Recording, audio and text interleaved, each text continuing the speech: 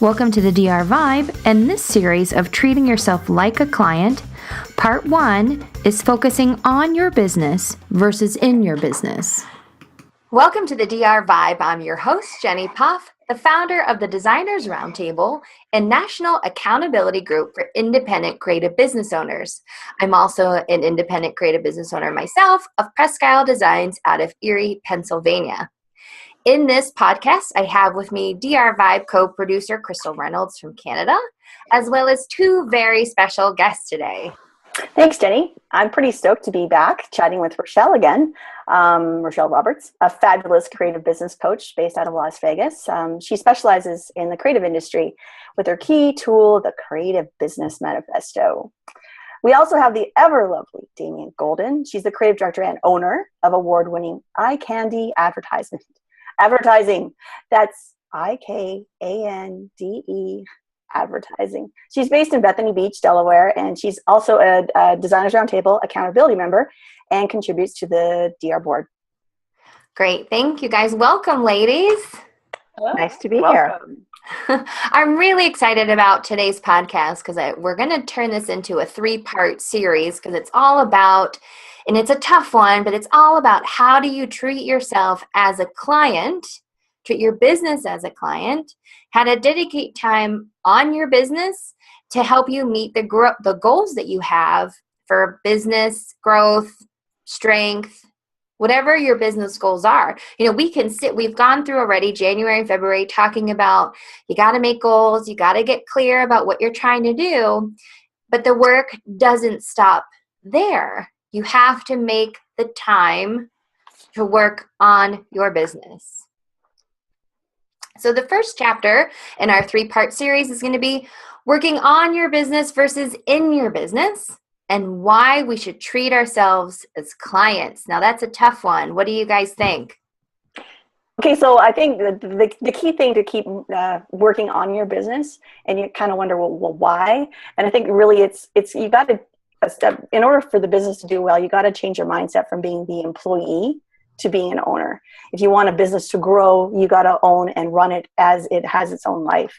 Otherwise, you're just taking orders from your clients and you're not actually going the direction that you ultimately want to go. Mm-hmm. That's a great point, Crystal. And I just want to add a little bit is that it's often because we're putting our own creations out there in the world to distinguish between ourselves and the business. That's an interesting kind of dynamic there. And so I love that point. E-Myth is a great book to as a resource of if you're having trouble distinguishing between working in the business, that employee mentality, or working on it as the visionary, as the director. That's a great resource to use. Great. Thanks, Rochelle. I agree. Good book. And the other thing to remember is at the end of the day, you got to eat. Which is very important. So it's very easy to get very involved because as many of all of us are, very creative minded, it's a lot more fun working on that part of the business. And you have to figure out what part of the week or the day or the month that you need to pull that hat off and actually put on the business hat where you're working on your business. So you're doing, all of that budgetary things, all the things that come together for invoicing and all that kind of fun stuff so that you actually have money coming in so that you can pay bills and that you can eat. So 2 very distinguished parts of being involved with your own business. Well, that's a huge point. I mean, that can easily go into what we've talked about before of work-life balance, especially when it's the beginning of the year, our clients are busy, which means we're busy, and we want to get into the groove of getting the billable time in, right? We want to bill and bill and bill, but we have to be able to take a break, step aside, and know that our business needs love and tender care as well. And to find that balance. And then at the same time, right, we have our families and our personal lives to deal with. So it's this constant balancing act or counterbalancing act of working in the business, working on the business, taking care of ourselves, taking care of the business, taking care of our family. It's always, we've talked about before, the feast and famine, of you're too busy, not enough work. I got to market, but I don't need any more clients, or it's a constant juggle. And I think that's why it all comes down to you have to treat your business as a client. And when you're talking about treating your clients, what do you guys typically do? Time block it out, schedule an appointment, mark out this day to work on that big project. What are some things you guys do? Well, I think a really great mental place is when you think about your business and imagine doing the work out there in the world. What if you mentally became your own best client and really looked at it from that place of what would it take for me to really be my own best client? I'm really investigating that myself this year, and it's definitely deepening how I'm relating to the things that are most important to me and how to grow my business and what steps are next. I think one of the bonuses of actually having that mindset too is you're actually, when you're working on your business, you're focusing on the type of work you want to do. So you're doing the work that you ultimately have a vision for, instead of once again being an order taker and just kind of coming as what comes. That's a great point, Crystal, because when you have those things in line, that creates the space and the longevity so that you can fit what you need to do for your business into the mix. That's what I do for eye candy, is that I treat it as a client. So just as my other clients get a folder or a binder that's specifically for them that I can pull off the shelf and work on their projects, I have one for eye candy as well. So that if I have projects for eye candy, they're put into the production calendar along with my client, project. So that's something that really helps kind of compartmentalize and make room and space for my business along with all of my clients' business as well. Well, that I feel the need to really talk about my word for this year for my Prescott Designs business is focus. And Crystal, being the facilitator in my Designers Roundtable video monthly session, she so nicely put that I need to be a horse with blinders on, because, as creatives, we get so many ideas that, oh yeah, that'll be good. I can do that. Well, at the end of the day, there's not enough time in the day to do all those things. So my year is focused on really spending the appropriate amount of time on the business to make sure it grows the way I want it to grow. And one of the revelations I've had just in the last couple of weeks is, if I want my business to grow and even strengthen, because I always try to use those words together, because some people want to grow, some people just want to strengthen their business, and I realized, gosh, all these awesome things that I want to do for my business and my blinders still take a ton of time. And that's where then the next question comes in of, I need to set a budget to get those done. Just because I can build those tools doesn't mean I have to.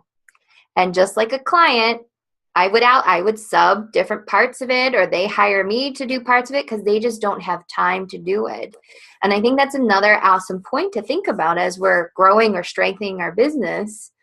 Back to the juicy goals in our February Facebook challenges, right? It's picking out your big juicy goals, determining how much time, what support you need, and what kind of budget you need. Good points. Awesome points, yeah. So that's perfect on how to maintain focus. You have to really know what you're trying to strive for. Yes, that vision always, right? The vision, right? Yeah. Which is also another reason why we brought Rochelle into this call today, because of her Creative Business Manifesto and helping creatives who are so elaborate. I mean, if you asked me a few years ago, what do you want to do? And that's like asking an artist what their favorite color is, right? Like all of them. I want to do it all. And sometimes, because we have such busy lives, you just actually have to, whether it's time blocking or whatever your system is, you got to give yourself that headspace, that quiet, like you said, that focus. And where in your day or your week can you give that to yourself? And that sort of helps you at least start, even just writing one or two things down. It doesn't have to be a whole plan all at once. Right. Ladies, I think what we should do for our viewers is maybe we could come up with a tip each on why it's important to work on the business versus in the business. I love that. That's great. So mine, I'll let you all think, and mine would be, you have to focus and you have to be really dedicated to what that big juicy goal is, and really ask yourself, what do I have to do versus what do I want to do? I'll just chime in. Like I said, I think for me, my tip is find that space, that headspace, whether it's the start of the day, the end of the day, on the weekend, a half hour, an hour, just to set time aside to actually just think about it and give yourself that. It's almost like a pleasure. It's almost like cheating sometimes. I get to think about myself. So do that for. Well, I think that's what helps create the balance. And once you're able to kind of figure out, your natural balance between work and life and putting that all together, once you figure out what that is for you and what helps you become more balanced, then you're building your business from a place of power. So that's very important once you get there. And I think also is that we have work that comes to us. I mean, most designers I see have natural amount of work, yet they kind of complain a little bit about the work that they want more of. So if you're able to focus on that, on your business, then you can lead it in that direction more. And when you're consistent with that, you begin to see the results. Absolutely. Thank you, guys. Well, I think that's good for this session. I want to thank you all for listening to the DR Vibe podcast. And if you'd like to learn more about the Designers Roundtable, visit us at designers-roundtable.com.